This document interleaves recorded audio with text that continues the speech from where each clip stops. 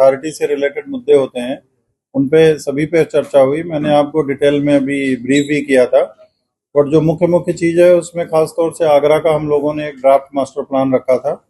जिसपे जो है बोर्ड का डिसीजन हुआ है कि इसको जो भी master plan draft master plan बनाया गया है इसको सबसे पहले सेप्ट अहमदाबाद से, या जो हमारा school of planning and architecture Delhi है उससे जो है इसको इवेलुएट करा लिया जाए, उसके बाद करा करके अगली बैठक में प्रस्तुत किया जाए। इसी तरह से हम लोगों ने मथुरा में एक हेरिटेज सिटी बनाने का प्रस्ताव जो है रखा था, जिसमें बोर्ड ने पहले सैद्धांतिक स्वीकृति दे दी थी। अभी उसमें ये डिसीजन हुआ है कि इसको पीपीपी मोड पे विकसित किया जाए, अथवा इसको प्राधिकरण जो है वो लैंड प्रोक्योर करके अपने आप डेवलपमेंट करके इसका फसाड वगैरह वो सब सारा डिसाइड करके अपने आप जो है विकसित करे, या इसको पीपीपी मोड पे विकसित किया जाए। इसका एक अध्ययन एक कमेटी बना करके करने के बाद एक प्रेजेंटेशन करके फिर बोर्ड के सामने इसको दोबारा से रखने की बात हुई है। खास तौर से आज यमुना क्षेत्र में पढ़ने वाले ग्रामीण विकास पे भी चर्चा हुई है, जिसमें बोर्ड को अवगत कराया गया कि हमारे जो 29 गांव हैं 29, जहाँ पे लैंड प्रोक्योरमेंट सबसे ज़्यादा है, जहाँ पे हम अलॉटमेंट कर चुके हैं, जहाँ पे हमारे सेक्टर बन चुके हैं, वहाँ पे ग्रामीण आबादी को भी शहर की तरह का लाभ मिले, इसके लिए इन सभी 29 गांवों की डीपीआर तैयार करवाई गई है। उस डीपीआर तैयार करवाई गई थी, उसके आधार पर 9 गांव में हमारे जो है जो इम्पोर्टेंट जो इंफ्रास्ट्रक्चर के कार्य थे वो कंप्लीट हो गए। 9 गांव में प्रगति अधीन है, और अभी 9 गांव अभी करीब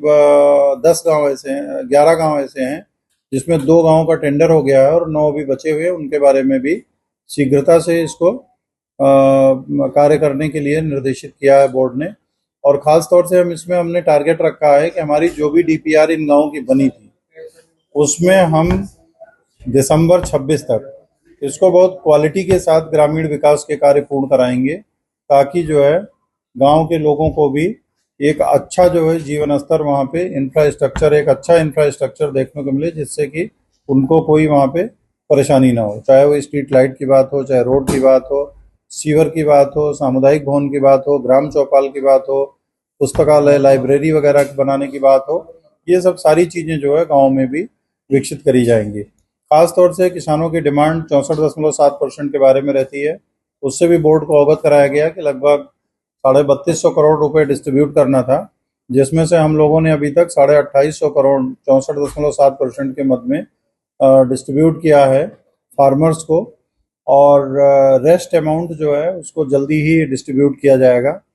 आबादी के जो प्लाट विकसित प्लाट देने की जो बात है उसके बारे में भी बोर्ड को अवगत कराया गया कि अब तक हम लगभग 6000 किसानों को